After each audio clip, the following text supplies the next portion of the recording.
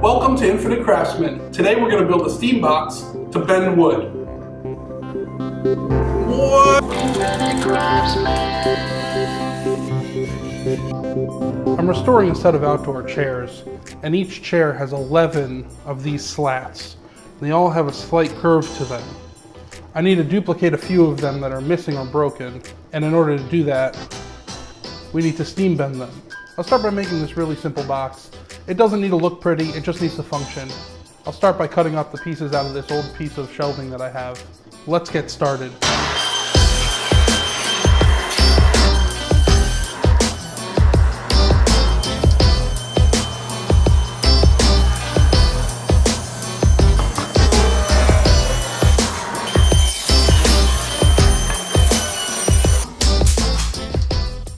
Before we assemble these, I'm going to take the two side panels, I'm going to clamp them together and then make a series of holes the same size as the dowel.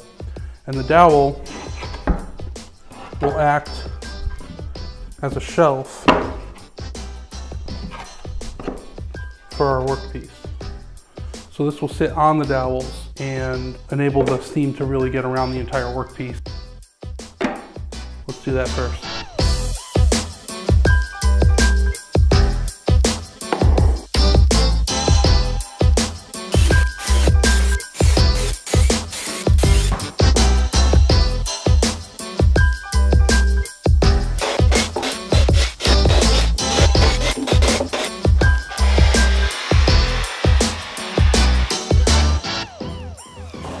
To attach the door panel, we're just going to make a hinge by drilling an oversized hole into the door.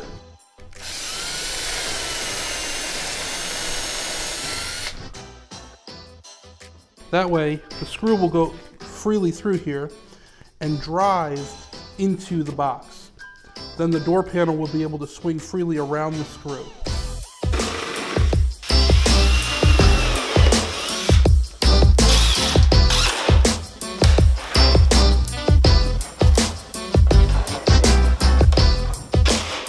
I drilled two 1-inch holes, one in the top of the box and one in the bottom of the box.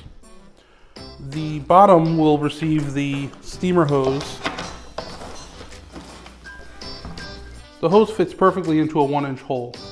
There's even a manufacturer defect of sorts where the back end of this actually tapers out a little bit.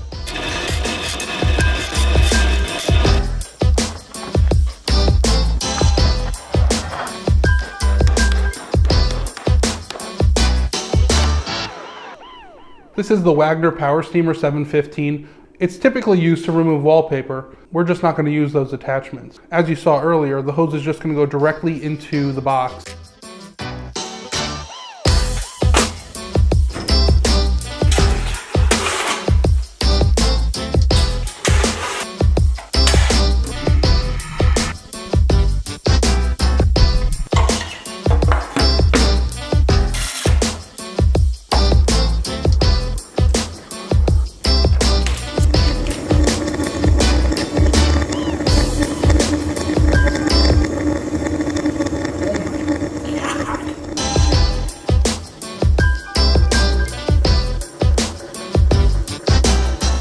So that was pretty awesome. I'd never bent wood before like that. It was extremely easy. It kind of just goes where you want. When you flip it around and bend it back, it starts to crack. You only have so much time to work with it, but it opened up a whole new world of possibilities for making things. I've got a few more things to bend. They're in here. These are bent chair slats for the chairs that are right over my shoulder. Let's see how it turns out. Maybe we'll bend some other stuff.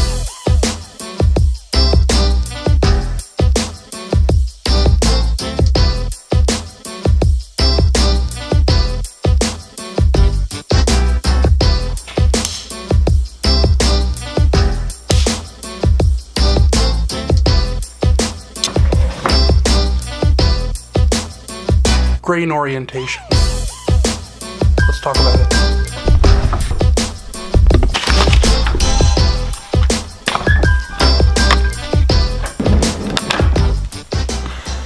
This is a piece of ash.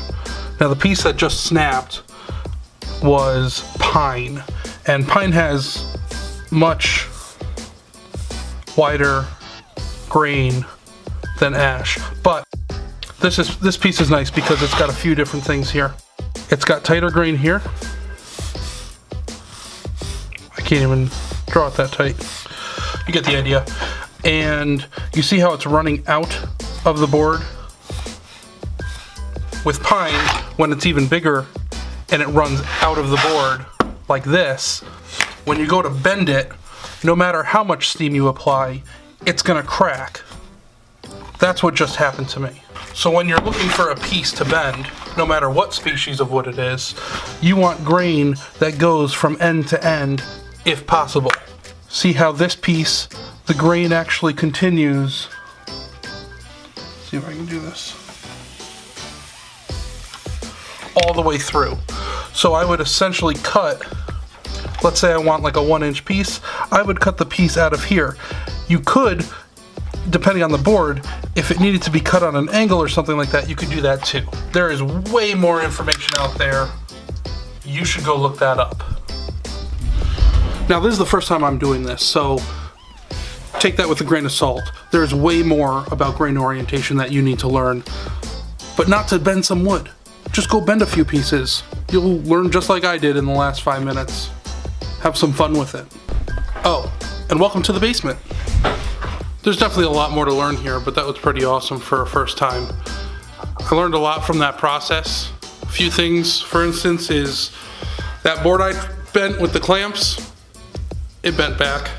I think mostly because it wasn't steamed enough. That's how easy it can be to steam bend wood. Now think of a project and get after it. Thanks for watching. We'll see you next time.